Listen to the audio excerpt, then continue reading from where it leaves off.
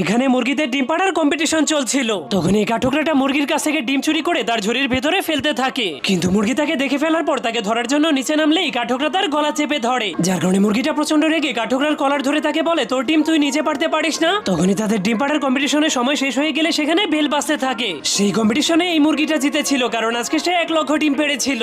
এতগুলো ডিম পাড়ার কারণে সেখানে থাকা সবগুলো মুরগি অনেক খুশি হয়ে যায়, কারণ তাদের মালিক বলেছিল যে সব থেকে বেশি ডিম পাড়তে পারবে তাকে বাইরে নিয়ে ছেড়ে দেওয়া হবে। যার কারণে মুরগি আর কাঠঠোকরা সেই মুরগিটাকে মুক্তি পেতে দেখে অনেক খুশি হয়ে তাকে টাটা দিতে থাকে। এরপর কাঠঠোকরাটা বলতে থাকে, এর পরের কম্পিটিশনে আমি সব থেকে বেশি ডিম পারবো। কিন্তু তখনই সেখানে তাদের মালিক চলে আসে। এই জন্য মালিককে দেখে সবগুলো মুরগি অনেক ভয় পেয়ে পালিয়ে যেতে পারলেও মালিক সেই কাঠঠোকরাটাকে ধরে ফেলে। এরপর মালিক তাকে জিজ্ঞেস করে, তুই মাত্র 3টি ডিম পেড়েছিস কেন, আর ডিম কোথায়? তখন কাঠঠোকরা মালিককে বলে, আমার প্রচন্ড ক্ষুধা লেগে যাওয়ার কারণে আমি আর বেশি ডিম পারতে পারিনি। এই জন্য মালিক তাকে খাবার খাওয়ানোর জন্য নিয়ে যায়, কিন্তু সেখানে 3জনকে খাবার খেতে দিলে কাঠঠোকরা একাই সবার খাবার খেয়ে ফেলে। যার কারণে সে এত বেশি খাবার খাওয়ার কারণে এতটা